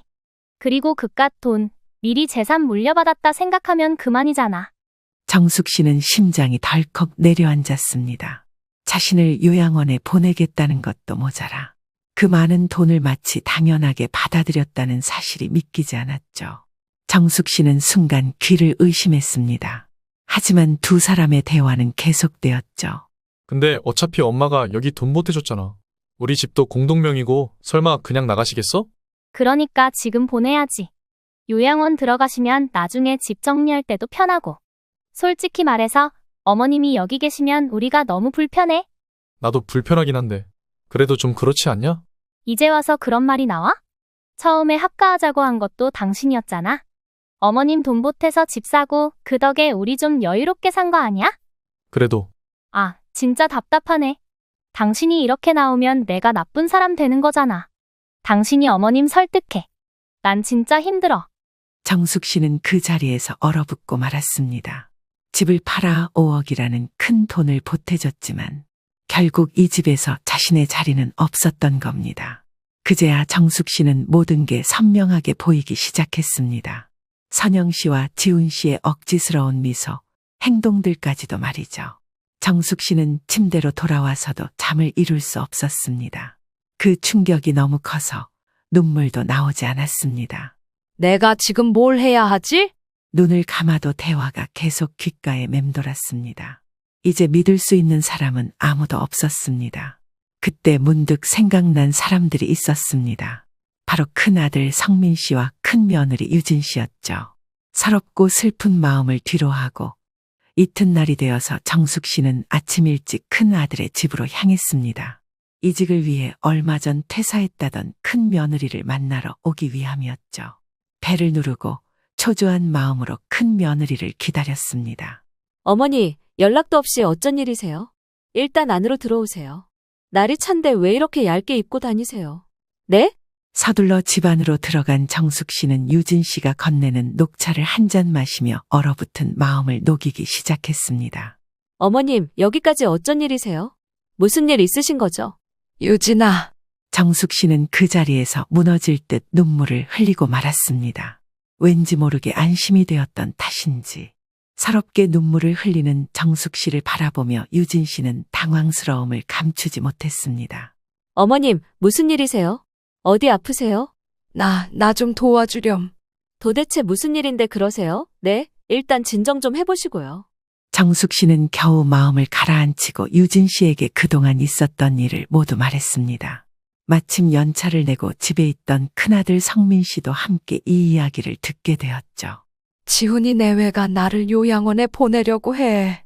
그 순간 성민 씨의 표정이 굳어졌습니다. 뭐라고요? 어머님, 그게 확실한 말씀이세요?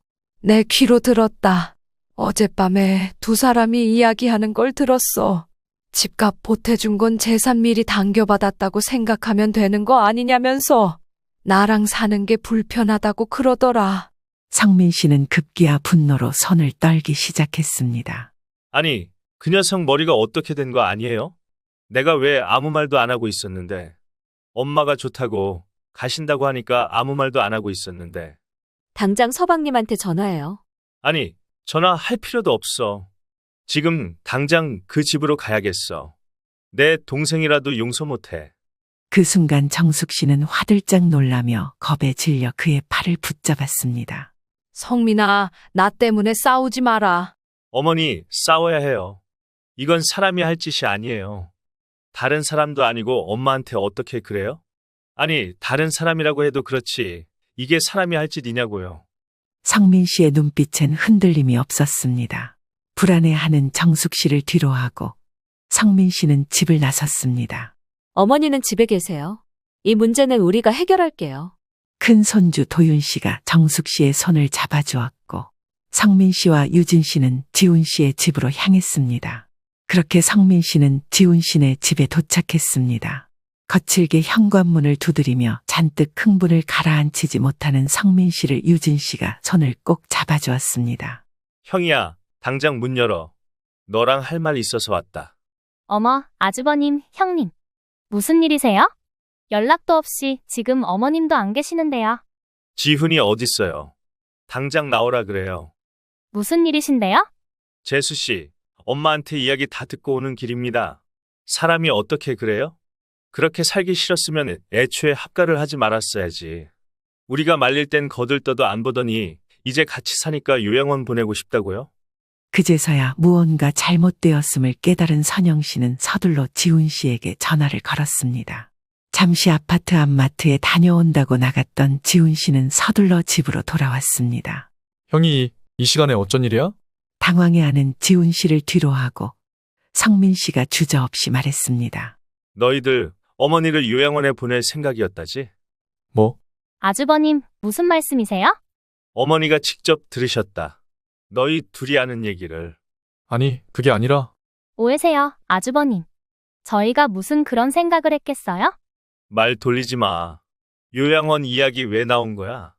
아니, 그냥 그런 것도 생각해 볼 수도 있는 거잖아. 뭐? 아니, 우리도 힘들잖아. 형은 우리 사정을 아니? 어머님이 여기 계시면 부담스러운 것도 사실이고. 부담스럽다고 부모를 내쫓을 생각을 해요. 형수님, 그게 아니라 닥쳐. 성민 씨는 당장이라도 지훈 씨를 한 대 칠 기세였습니다. 어머니가 이 집에 5억 원을 보태줬어. 그런데 이제 와서 필요 없으니 내쫓겠다고. 넌 사람이냐? 그거 아버지가 엄마한테 남겨주신 유일한 재산이야. 나도 탐내지 않은 걸 네가 뭔데 그걸 받아쳐먹어? 형, 그렇게 말하면 너무하잖아. 뭐가 너무해? 요양원 보내놓고 집 정리하면 편하겠다는 게 네 본심이잖아. 그건 그냥 한 말이지. 진짜로 그러려고 했던 게 아니야. 형, 그만해. 우리도 사정이 있어. 사정 같은 소리 하네. 너희가 한 짓을 생각해봐. 도대체 어느 부모가 자기 돈 보태서 자식집 사주고 그 집에서 하냐처럼 살다가 결국 요양원으로 쫓겨나냐? 그러자 꿀먹은 벙어리가 되어버린 지훈 씨는 아무 말도 하지 못했습니다. 이제 어떻게 할지 얘기해봐요, 도련님. 어머님은 다시 여기로 안 돌아오실 거예요. 그럼 어쩌라고요? 어머니가 나가시면 이 집 문제는 어떻게 하라고요? 그게 지금 네가 할 소리냐? 난 현실적인 얘기를 하는 거야. 좋아. 현실적인 얘기를 해보자. 어머니가 보태주신 5억, 그거 당장 돌려놔. 뭐? 그게 무슨 소리야? 형님, 너무하신 거 아니에요? 지금 누가 누구한테 너무하다고 말해? 당장 집 팔아서 어머니 목 돌려놔. 형, 장난해? 갑자기 돌려달라고 하면 우리 이 집 팔아야 해. 우리가 그만한 돈이 어딨어? 장난? 너 장난으로 어머니를 버릴 생각했냐? 그 돈 다 묶여 있어. 어떻게 당장 돌려줘? 그럼 니들 알아서 해. 방법 못 찾으면 우리가 법적으로 해결할 거니까. 법적으로야. 가족끼리 이러시는 거 아니죠?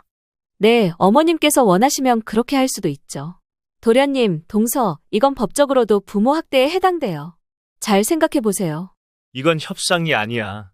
한 달 안에 돈을 마련해서 어머니께 돌려줘. 아니면 법적으로 가는 수밖에 없어. 잔뜩 겁을 준 성민 씨는 유진 씨와 함께 집으로 돌아왔습니다. 집으로 돌아오는 그 짧은 시간에도 정숙 씨가 겪었을 고통, 마음의 상처를 생각하면 가슴이 찢어지는 듯 했습니다. 어려서 형편이 부족해도 정숙 씨에게 받았던 사랑을 고스란히 느끼고 간직하고 있는 성민 씨로서는 죄책감마저 드는 일이었습니다. 차라리 자신이 고집을 부려 정숙 씨와 함께 살았더라면 굳이 정숙 씨가 불편한 감정을 겪지 않아도 되었을 텐데 말이죠. 내가 내 새끼한테 이런 취급을 받을 줄이야. 어머니, 이제 우리 집에서 편히 계세요. 걱정 마세요. 어머님, 다시는 그런 일 겪지 않게 해드릴게요. 그래도 나는 지훈이가 미웠으면 좋겠는데 미워지지가 않아. 어머니가 착해서 그래요. 하지만 그런 놈은 미워해도 돼요. 이제 모든 걸 어머님 뜻대로 하세요. 그쪽이랑은 더 이상 엮일 필요 없어요. 정숙 씨는 고개를 끄덕였습니다. 이제 더는 참지 않기로 했거든요. 이제 자신을 지키기로 했습니다. 성민 씨의 집에서 하룻밤을 보낸 정숙 씨는 새벽부터 잠을 설쳤습니다. 어쩌다가 이렇게까지 왔을까? 눈을 감으면 작은 아들 내외의 대화가 다시 들려오는 듯 했습니다. 가슴이 답답했습니다. 어머님, 못 주무셨어요? 응, 좀 뒤척였어. 걱정 마세요. 다 잘 될 거예요. 며칠 후 정숙 씨는 성민 씨 내외와 함께 변호사를 찾았습니다. 변호사와의 상담이 시작되자 그동안의 일을 차분히 설명했습니다. 어머님께서 작은아드님께 5억을 보태주셨다고 했죠. 그런데 계약서나 차용증 같은 게 있나요? 없으시면 재산을 반환받기가 조금 까다로울 수 있습니다. 하지만 공동명의로 된 집인이 지분을 주장할 수 있죠. 법적으로 접근하면 해결할 수 있습니다. 너무 걱정하지 마세요. 정숙 씨는 변호사의 설명을 들으며 고개를 끄덕였습니다. 우선 작은 아들 내외에게 돈을 재산을 반환하라는 내용 증명을 보냈습니다. 그러자 귀신같이 바로 전화가 걸려왔죠. 엄마, 이게 뭐예요? 갑자기 변호사까지 찾아가서 이러는 거야? 너희가 내 돈을 안 돌려주니까 그렇지. 아니, 우리가 안 돌려주겠다는 게 아니잖아. 지금은 상황이 안 되니까 좀 기다려 달라는 거지. 그리고 이게 말처럼 쉬운 줄 알아? 형한테 헛바람 들어서 이러시는 거 다 아니까 그냥 넘어가요. 내가 알아서 드린다고. 언제까지 기다려야 하는데. 정숙 씨의 냉담한 태도에 적잖이 당황한 지훈 씨는 서둘러 전화를 끊었습니다. 아마 저도 나름의 대책을 강구해야겠다고 생각했는지 모르겠지만 이미 한 번 마음을 먹은 이상 그 어떤 행동도 용납할 생각이 없었습니다. 그 후 지훈 씨 내외는 어떻게든 합의를 보려고 연락을 해왔습니다. 두 사람 모두 회사에 다니며 일을 하던 입장이었지만 여러모로 주식 투자를 한다거나 사치를 부리면서 살아온 것을 알았기에 수중에 그만한 돈이 없던 것도 알았습니다. 하지만 어떻게 해서든 부모 알기를 우습게 하는 두 사람을 혼내주고 싶었습니다. 그래서 정숙 씨는 더욱 단호해질 수밖에 없었죠. 돈 다 돌려줄 생각 아니면 전화하지 마라. 엄마, 우리도 돈이 없잖아. 처음엔 있더니만 이제 와서 없다니. 집 팔아서라도 줘. 어머님, 저희가 진짜 그렇게까지 해야 해요? 그래야 해. 어머님도 참 치사하시네요. 그 돈 없으면 당장 사시는 것도 아니면서 꼭 이렇게까지 하셔야겠어요? 그럼 재수 씨는 돈 없다고 하면 빌려준 돈 안 갚아요? 남의 돈 빌렸으면 갚아야지. 어머니, 돈이라고 그냥 꿀꺽하려고 했어요. 정숙 씨의 전화를 뺏어든 성민 씨가 소리쳤습니다. 그러니 지훈 씨도 더 이상 참지 못하겠는지 같이 소리치기 시작했죠. 어찌나 쩌렁쩌렁하게 울리는 마치 직접 대면하며 싸우는 듯 했습니다. 형, 진짜 그만 좀 해. 그만해야 하는 건 너희들이야. 알았어. 우리가 돈 마련할게. 그 말 꼭 지켜라. 몇 달 후 작은 아들 내외는 결국 집을 팔기로 결정했습니다. 그래야 정숙 씨에게 돈을 갚을 수 있었으니까요. 그리고 마지막 발악이라도 하는지 부동산에 집을 내놓던 날 정숙 씨에게 전화가 걸려왔습니다. 엄마, 집 팔면 우리도 힘들어. 그건 네가 감당할 몫이지. 내 몫이 아니다. 정말 너무하세요, 어머니. 너희가 먼저 그랬잖니? 이제 와서 내가 나쁘다는 듯 말하지 마라. 얼마 뒤 집이 팔렸고 정확히 5억 원의 금액이 정숙 씨의 통장에 입금되었습니다. 그제서야 정숙 씨는 깊은 한숨을 내쉴 수 있었습니다. 그런 정숙 씨를 보며 성민 씨가 말을 건넸습니다.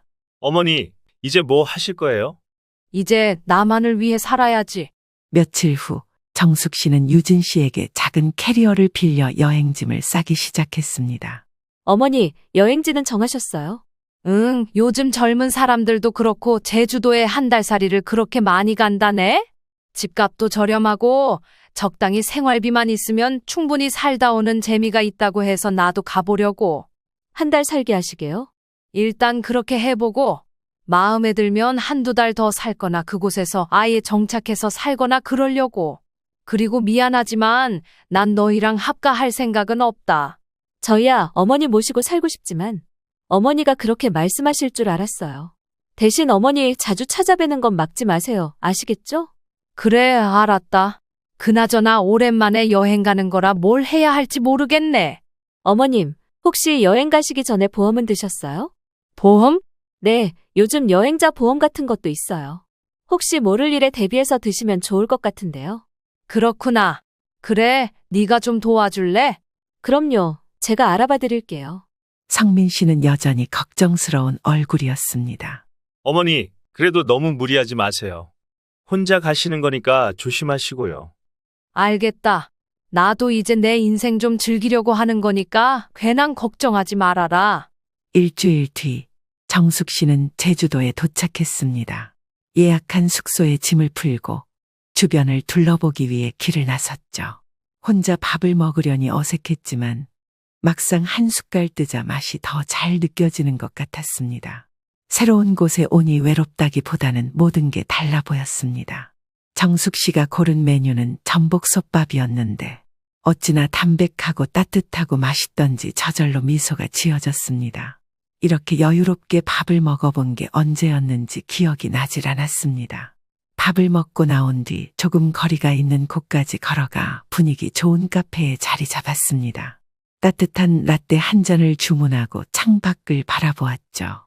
노부부가 손을 잡고 천천히 산책하는 모습이 눈에 들어왔습니다. 그렇게 정숙 씨는 오롯이 혼자만의 여행을 마무리하고 한 달 뒤 다시 성민 씨의 집으로 돌아갔습니다. 어머니, 여행은 어땠어요? 참 좋더라. 처음에는 겁났는데 가보니까 별거 아니더구나. 다행이에요. 다음엔 저희랑 같이 가요. 그래, 다음에는 같이 가자. 집으로 돌아오자마자 정숙 씨는 짐을 풀고 여행 사진을 정리했습니다. 그리고 뒤늦게 휴대폰을 확인했는데 지훈 씨에게 문자가 와 있었습니다. 엄마, 잘 지내지? 미안해. 내가 나중에 한번 연락할게. 우리 만나서 이야기 좀 하자. 정숙 씨는 조용히 휴대폰을 덮었습니다. 그리고 며칠 동안 평범한 일상을 보냈습니다.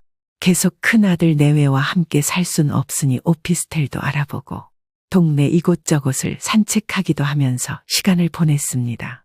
한적한 공원에 잠시 앉아 숨을 고르는데 휴대폰이 울렸습니다. 발신자는 작은 아들 지훈 씨였습니다. 엄마, 잘 지냈어? 왜 전화했니? 그냥 잘 지내시나 궁금해서. 궁금할 것도 없지 않니? 엄마, 진심으로 미안해. 무슨 미안할 일이 있었는지는 아는 거니? 너는 너대로 살고 나도 내 삶을 살고 있지 않니? 그걸로 끝 아니냐? 엄마, 그래도 난 더 이상 할 말 없다. 너도 잘 살아라. 정숙 씨는 짧고 굵게 통화를 하고는 전화를 끊었습니다. 이제 더 이상 과거에 머물지 않기로 하면서 더욱더 단호해지기로 결심했습니다. 그리고 그날 저녁 정숙 씨는 지훈 씨에게 마지막으로 문자를 보냈습니다. 이제 더 이상 나한테 연락하지 마라.